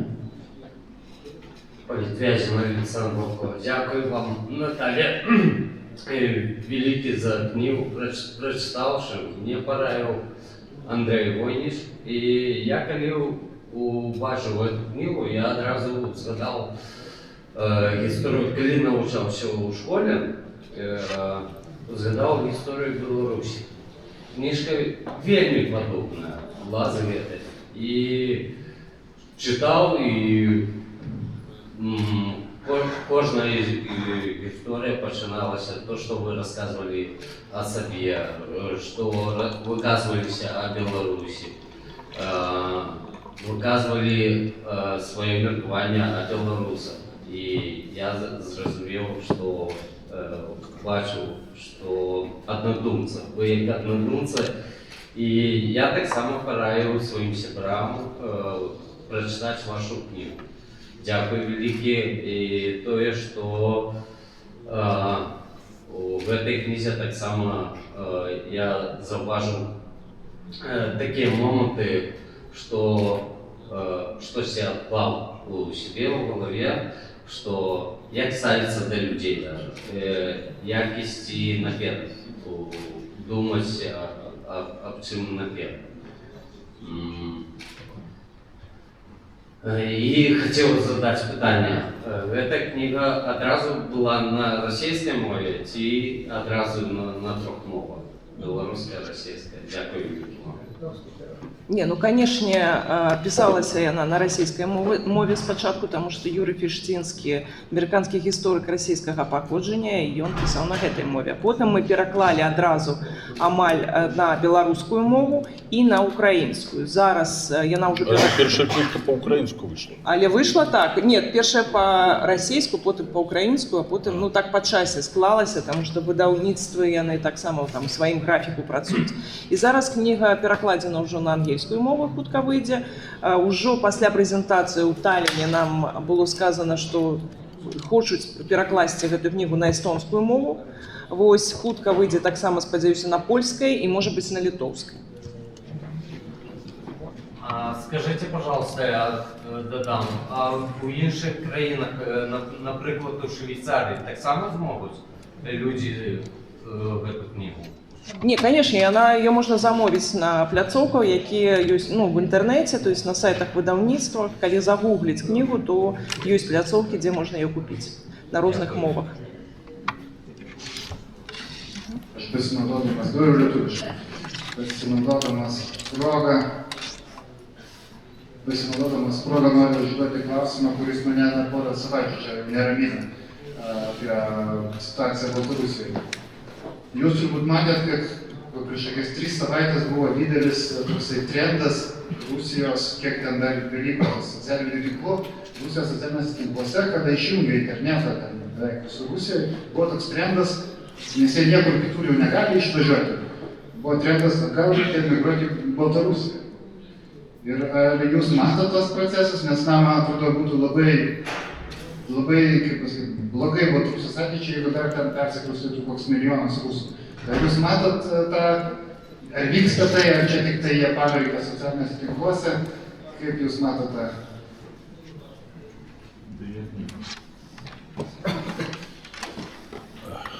На жаль, это правда. И когда я казал про подобенство со сталинскими практиками, но я вот могу сказать, что у моей жонки одобрали квартиру и обвестили об этом по белорусским телебачениям. Хотя обвинувачили, что я был на некой акции в Варшаве на 25 сакавіка, и вот тому мне забрали квартиру. Але квартира одразу належала жонке. И мы ведаем, шмат у кого з белорусских оппозиционеров забирают маёмасць. Ось. И эта маёмасць продается на разных этих торгах. И я думаю, что купляют тым ліку и российцы.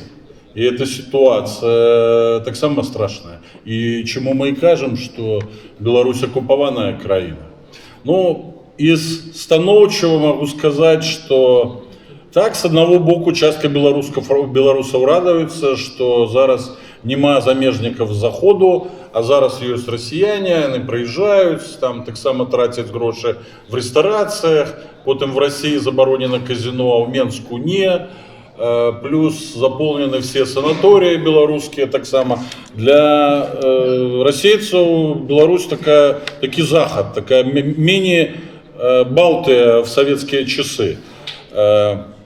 Безумовно, это процесс небезпечный, але я думаю, что частка просто набывает маёмасць, причем по всей краине. Они набывают маёмасць в Берасці, это было еще до 2020 года. Ну, они просто вкладают гроши. Что будет далей, мы не ведаем, але это колонизация, протяг колонизации. Потому что если брать по переписах насельніцтва, белорусы там апошнія годы это такая моногенная держава, 90% это белорусы, ну а зараз колькость российцев повеличилась, и притом выехали не самая горшая Беларусь и в Литву, и в Польшу, и далее на заход. Вот, и проблема, ну, мы не хотим про это думать, но хотим хутчэй вернуться и навести порядок. Але мы бачым по настроям таксама, што беларусы это не вельмі вітаюць расіянаў. Так, то есть вось гэта зараз ёсць папулярная соседка Threads, да, і мы бачым, як толькі нейкі там расіянин пачынае пісаць, што ну вось я хочу пераехаць у Беларусь, якая добрая краіна, беларусы адразу на сотні тысячы чалавек пачынаюць пісаць: не трэба да нас ехаць, заставайцеся ў сябе ў Расіі.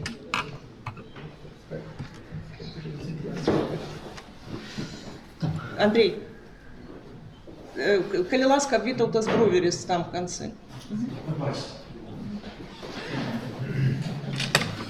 Вітаўта з Броверіс, журналіст. Aš turiu porą klausimų. Pirmiausia, gal apie tai, apie ką jau čia užsiminėt porą kartų. Kaip jūs vertinat ir kaip jūs suprantat, ką daro dabartinė Jungtinių Amerikos valstijų administracija Baltarusijos režimo atžvilgiu? Kokia yra logika, koks yra tikslas ir koks yra siekis? Nes interpretacijos yra čia mažiausiai dvi versijos, aiškinant, kas čia gali būti. Viena versija tokia optimistinė tokia, ne, kad bando grįžti šitą administraciją prie senos idėjos, kad Lukašenką galima kažkaip atitraukti nuo Rusijos režimo, galima jį gal kažkaip net panaudoti savotiškai prieš Rusijos režimą. Čia viena versija. Kita versija tokia truputėlį niūresnė yra, kad čia viskas su tais pačiais rusais suderinta ir kad čia iš esmės šita administracija daro abiejų režimų, abiejų diktatūrų legitimaciją, legitimuoja, gražina jas į savo politikos orbitą. Tai va kaip suprantate jūs ir kaip jūs manot, kuo čia viskas gali baigtis ir baigsis ir kuo tai viskas gresia? Tai vienas klausimas. O antras klausimas,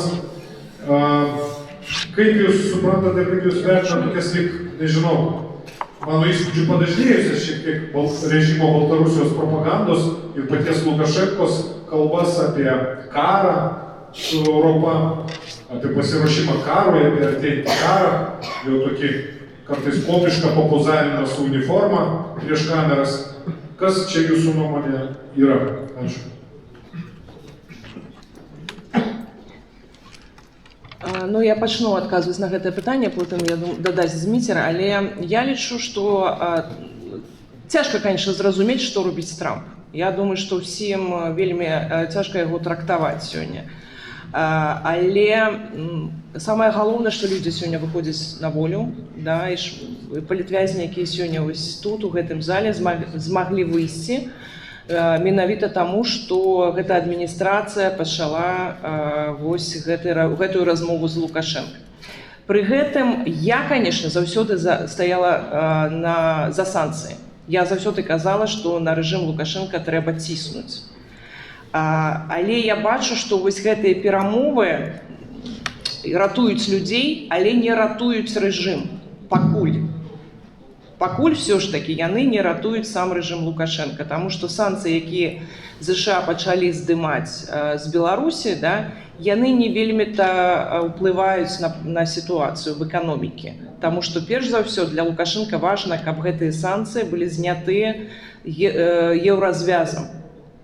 І тут вельмі добра, што Еўропа і Літва у першую чаргу застаюцца прынцыпіальнымі і кажуць, што не, трэба ўсё ж такі сістэмныя змены ў краіне, трэба спыніць рэпрэсіі, трэба выйсці з вайны, якую сёння рэжым Лукашенко разам з Пуціным вядзе супраць Украіны, і тады мы можам ужо казаць пра нейкае зняццё эканамічных санкцыяў. Да гэтага я лічу, ну не трэба дзякаваць Лукашенко за тое, што ён праз 5 гадоў стаў выпускаць з турмах людзей. І тут вельмі такая цяжкая на самой справе сітуацыя, таму што мы вельмі хочам, каб выйшлі астатнія людзі з турмаў. Да, мы чакаем яшчэ вызвалення людзей, бо шмат хто застаецца сёння ў турмах. І мы нават вось гэтыя спісы, якія сёння ёсць у праваабарончых арганізацыях, мы разумеем, што яны не поўныя, што на самой справе людзей значна больш. І таму варта патрабаваць ад рэжыма спынення рэпрэсіям, вызвалення ўсіх палітвязняў. Што тычыцца далейшага, якія там планы могуць быць у Трампа, ну, можа быць, вось гэта пачатак зняцця санкцыяў з рэжыма, гэта пачатак зняцця санкцыяў нават з Пуціна, з Расіі. Можа быць, гэта вось такі пробны шар. Давайте вось зараз вось знімем санкцыі з Беларусі, а потым ужо самой Расіі. А пакуль гэты працэс ідзе, праз Беларусь кантрабандай ужо будуць ісці тавары ў саму Расію забароненыя. Але паглядзім, што тычыцца вось гэтых пагрозаў Лукашэнкі, а можа ён папярэджвае, можа на самой справе. Мы же разумеем, да, што Беларусь гэта сёння расійскі ваенны плацдарм. І пакуль Расія прысутнічае ў такім маштабе ў Беларусі, вось гэтая пагроза, як у бок Украіны, так у бок краін Балты, яна будзе заўсёды заставацца. Таму я не выключаю розных варыянтаў. Мы бачым, што пакуль у Расіі няма, відаць, рэсурсаў, каб весці вайну на два фронты, але я бы не выключала ніякіх сцэнараў.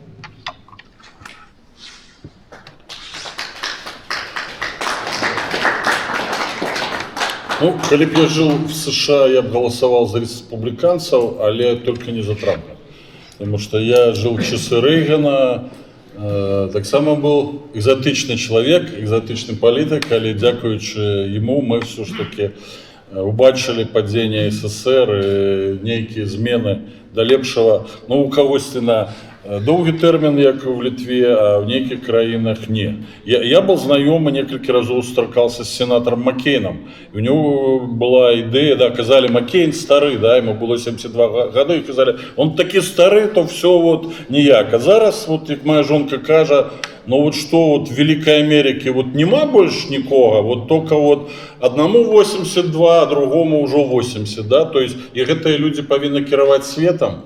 Ну, може, сапраўды, Трамп такі біч Божий, ось, але ситуация вельми проста. Если Путин зразумее, что Америка не будет боронить краины Балтии, он попросту нападет на краины Балтии. Если не будет некого парасона там французско-британского.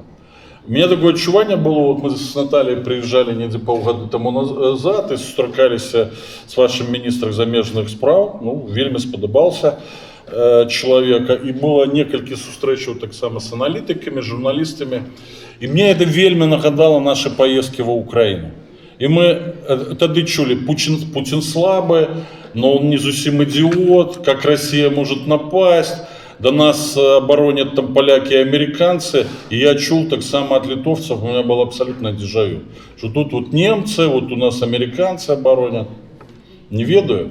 Вот мы были в Эстонии, там как раз вкидывались, ну, капсоище, это Нарвская Народная Республика, одночасово перекрытие интернета, так, в России, закрытие телеграмма, ну, нельзя казать, не, хотя это командно-штабные учения 100% в Беларуси, и зараз идет мобилизация, призыв офицеров. Частковые офицеры, ну, как их называли, піджаки, так, ну, это те, хто мели військову кафедру, вот их зараз там забирают. Але если они застанутся несколько месяцев, то это однозначный сигнал, что будет некий напад. Может, на Украину снова, потому что одночасово будуются новые дороги, и там артиллерия вздолж границы с Украиной. И тут, ну, не ведаю, страшно про это думать, але... Ну, наприклад, вот Юрій Фельштинський, от чому ми сябри, він каже, змінити режим Білорусі значно простіше, чим Україні перемогти Росію на полі бою в Україні. Вот он, Лукашенко казав, не глупий чоловік, так? І він каже, от він бачить, як аналітик, як історик, він бачить такий варіант. Я би сказав, що треба, магчыма, країна Балтії робити вже некие базовые батальйоны для білорусів, якія будут змагаться за вашу незалежность, не выпихивать их в іншыя краіны, а заняться гэтым. Потому что будут белорусы готовы воевать, и россияне, которые тут так само посидели в своих турмах, выехали по Итвязне, они будут воевать и за Литву, и Латвию, и Эстонию. И Аркадий Бабченко, наш сябра, он сказал, ну, які житё его помотало, на разных войнах было, как журналист и как солдат, он сказал, я уже убегать никуда не буду, я буду воевать за Эстонию, тут и помру, если будет напад. И для мужчин, ну, нема выбора, ну а что, давали присягу своим краинам, своим народам, и треба будет змагаться за незалежность и свободу своей краины. Іншого варианта нема, если мы будем только сподеваться, а там Трамп да поможет, там еще. Русских будут переконывать готовность змагання. Коли Крым сдали без боя, украинцы пытались у американцев: а чему вы нам вот не допомогли, вот уже в Донбасс выходили. И великий Збигнев Бжезинский сказал тогда: украинцы, берите в руки автоматы и стреляйте, только тогда вам Америка допоможет. И это, конечно, в первую чергу я кажу так само и белорусам. Где бы мы ни были, как бы мы ни страданули в турмах там и в колониях, коли придется час, нам треба будет брать зброю в руки кожен на своем узровне и змагаться с нашими сябрами разом супроть русских, супроть, магчыма, своего войска, если знойдутся там колькость придурков, які так само захочут приехать в Акрополис пограбить, да, ось. Ну, треба быть до этого готовым. А кіраўніцтву Литвы могу порадить, ну, что треба вести максимальные перамовы с ядерными краинами, які могли дать некие гаранты ядерного парасона, потому что на Трампа я бы не сподевался в ближайший час.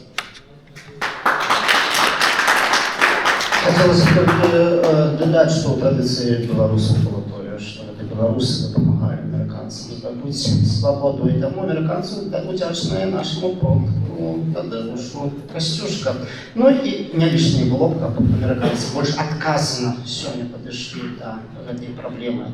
Пойдем, что будет далее. Питание. Сергей Сварич, Антон.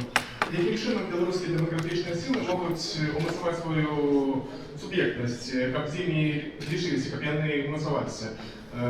Ведаеце, калі будзе, можа быць, нейкая рэвалюцыя ў будучыні, гэта суб'ектнасць яна будзе, але да гэтага трэба гатавацца. Дякую.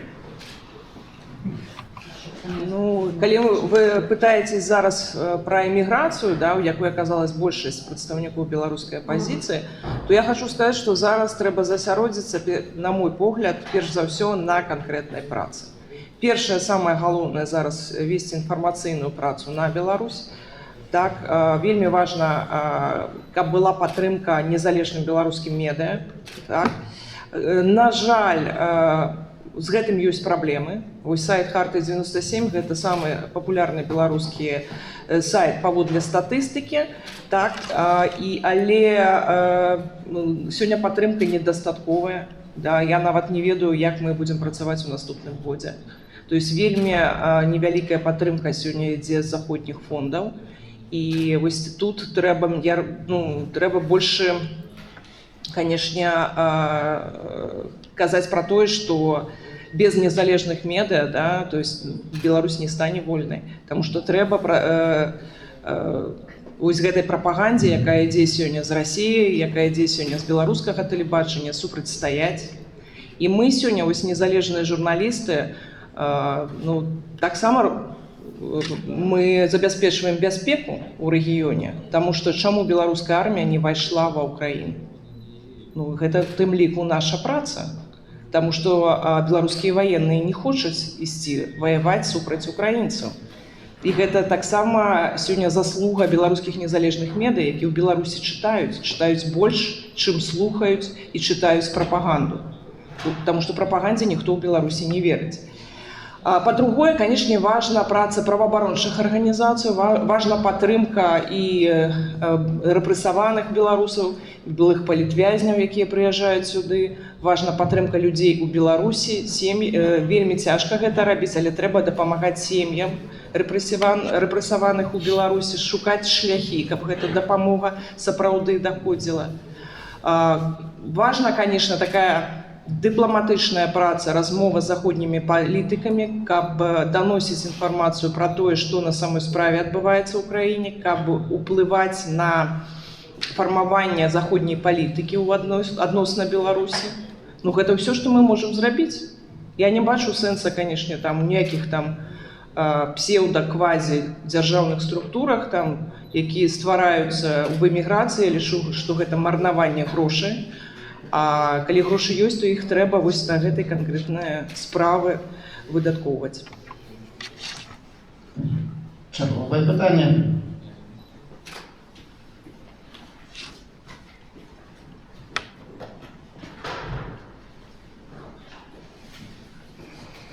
Дмитрий Захаров, у меня такой вопрос.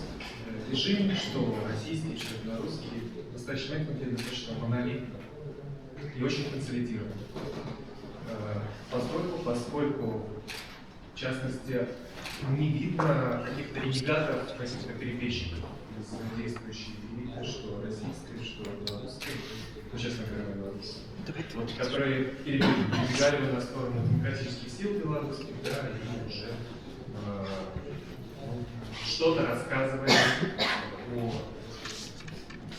возможно, каких-то тайнах, неизвестных, да, широкой общественности, вещах, что же происходит там внутри этого режима.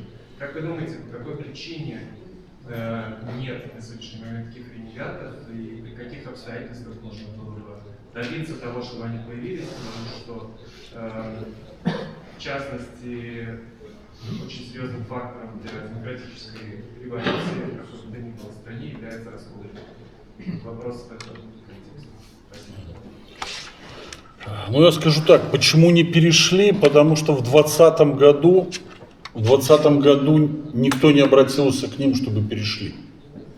Вот недавно я там услыхал, как человек, который прошел много там в тюрьмах, юрист Знак, он рассказывал, как он повел девушек к борщеварке Ермошиной.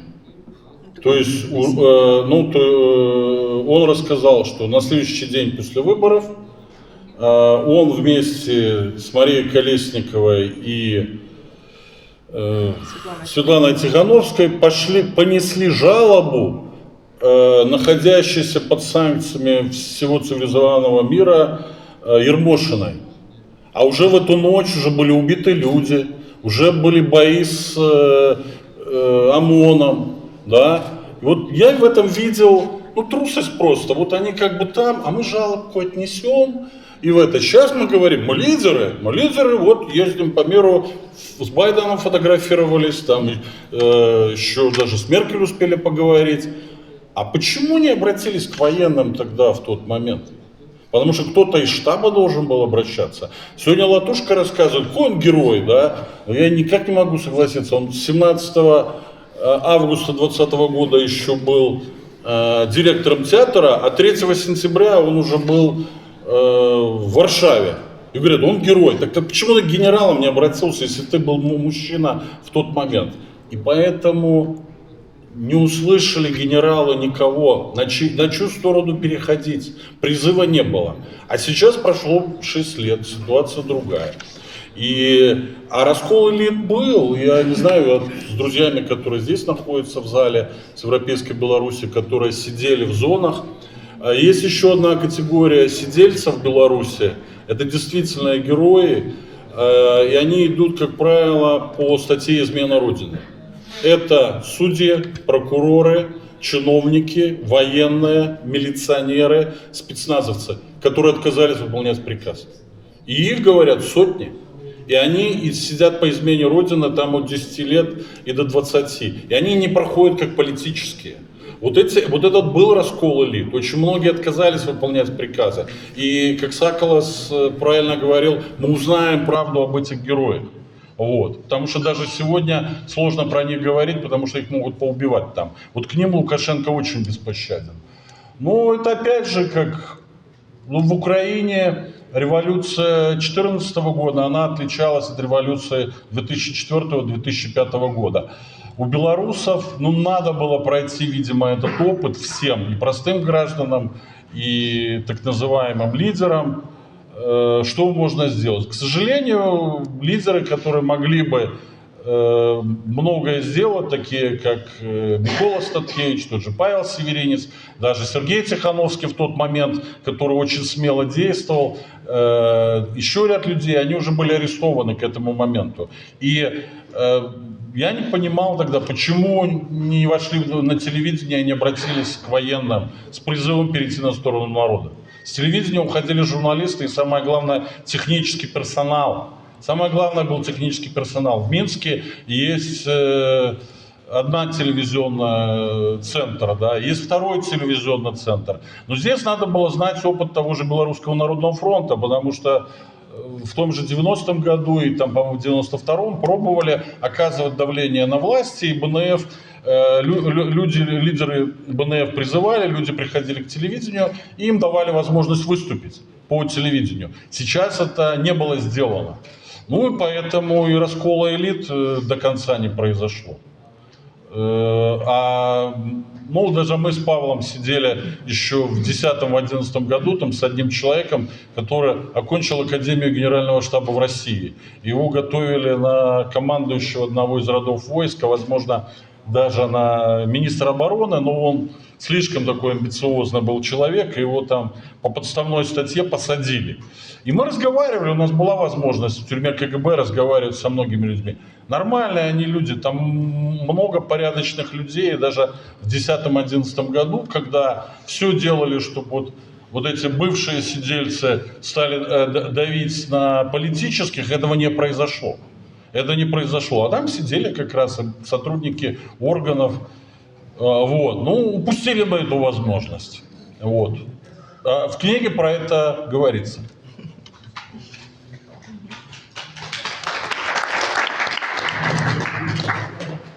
Jeszcze pytanie. Так, ну что, коли нема питанняў, Так, потому что мы уже 2 годины, мы уже 19 писали. Расскажите про Юрия.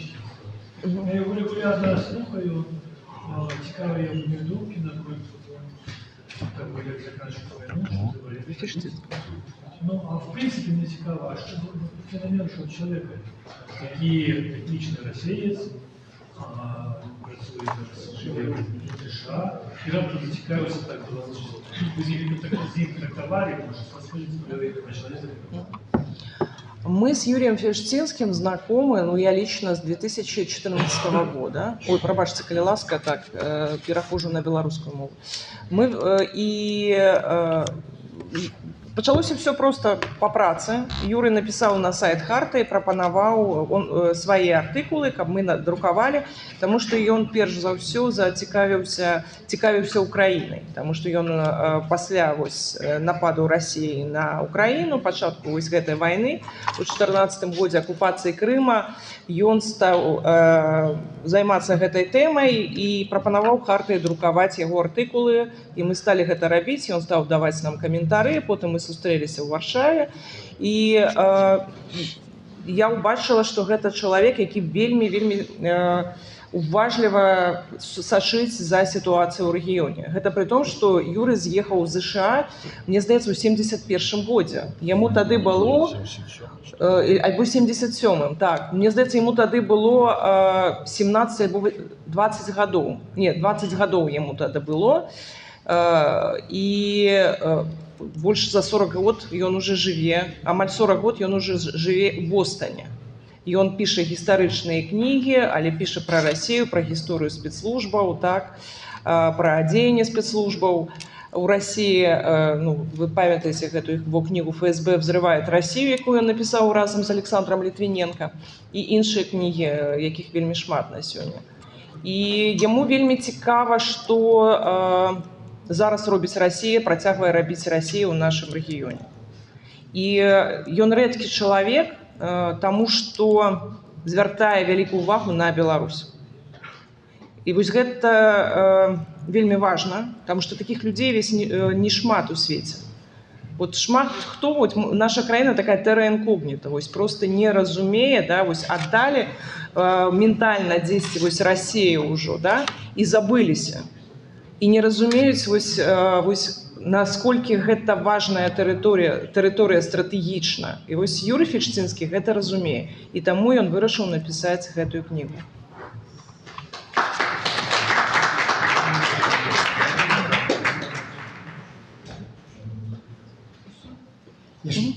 Калі хтосьці яшчэ мае пытанне, то магчымасць такая ёсць, але час паволі заканчивается. Ну, есть пытанне у самого Андрея Шаренда, які мае мікрафон. Меня ответит Андрей Шаренда. Такое важное питание для самого книжка. Это важно там для життя. Для вас это просто крок наперед. Який крок наперед для вас наступний? Які ваші плани на будущее? Мои планы на будущее – это вяртанне ў Беларусь. Я упэўнена, што гэта адбудзецца. Яшчэ пытанне. Так. И К-15 специализовалась. Ваш я буду по-русски, потому что я потому что разговариваю легче, чем по-белорусски. Андрей Войнич. 2 раза за сегодняшнюю презентацию я вспоминал Короткевича. Один из, скажем так, одно из воспоминаний заключается в том, что у него есть произведение «Книга нож». Это про раннюю российскую оккупацию в Беларуси, когда, как и сейчас происходит в Беларуси, происходило тогда, это почти 30 лет назад было, когда сжигали белорусские книги, начали уничтожать белорусскую культуру, и появилась такая нелегальная контрабандная профессия, как книгонож. Они носили с территории, в том числе Литвы, современной Латвии, из Европы, напечатанные там книги на белорусской мове, белорусских культурных деятелей, носили Беларусь для того, чтобы люди грамотно могли их читать. Соответственно, вопрос заключается вот в чем. Насколько я знаю, книга «Беларусь Натальи Радиной» в Беларуси уже признана экстремистским материалом, и белорусам прочитать эту книгу на территории Беларуси достаточно сложно. То есть книгу саму в Беларусь перевести не так просто. Рассматривается ли вариант какой-то электронной версии книги, соответственно, на русском и белорусском языках? Так, канешне, мы разумеем, што ввесці сёння кнігу ў Беларусь немагчыма. Гэта вялікая рызыка для людзей і для тых самых кніганошаў, якія сёння ўсё роўна ёсць у Беларусі, на шчасце. Таму мы, так, я думаю, што цягам гэтага года мы зможам зрабіць спецыяльную такую электронную версію кнігі для беларусаў, бясплатную, каб яны маглі яе прачытаць.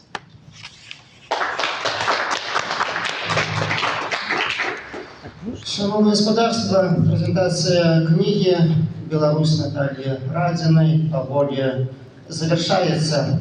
И напрыканцы хотелось бы еще подкрэсліць тое, спадзяюся, што гэта спатканне, сустрэча дадала нам пэўнай надзеі на тое, што мы дачакаемся лепшай будучыні. А я зычу кожнаму з вас: пишите свою уласную книгу, книгу своего життя. Коли ты белорус, пиши книгу своей Беларуси. Марь про Беларусь, думай про Беларусь, працуй для добра Беларуси. Пиши книгу той нации, той краины, для якой маешь гонор приналежить. И я сподіваюсь, что разом, когда мы будем писать этой книги, каждый по-особому, але у сюжете этой книги, не будзе прадастаўлена ані поднага процента супрацоўніцтву са злом, калі будзе бескампраміснасць са злом дамовіцца немагчыма. Але разам з тым, калі мы будзем здольныя дамаўляцца з іншым чалавекам, калі нават мае іншыя погляды палітычныя, але калі будзем рабіць разом добрую справу, то мы напишем уникальные книги поособку и разом напишем книгу вольной европейской Беларуси, альбо разом напишем книгу вольной, мирной Европы. А з іншага боку, не паддаваемся такой ілюзіі, што можна дамовіцца з тым, хто аднойчы паспрабаваў, як смакуе людская кроў. З такім не дамовіся. С таким при допомозі кветочек, ніяких сделок ніколи не домовились. Кветки добре пригодяться на поховання особам. Але жыве Беларусь.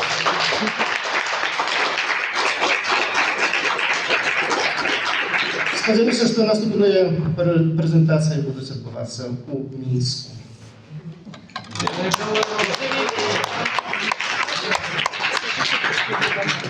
Усім вялікі дзякуй.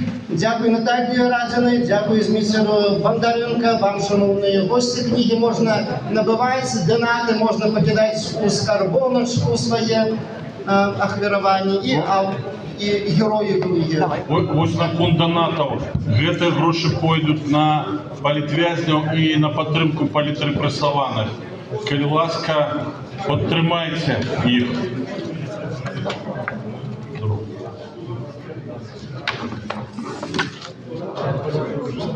Thank you.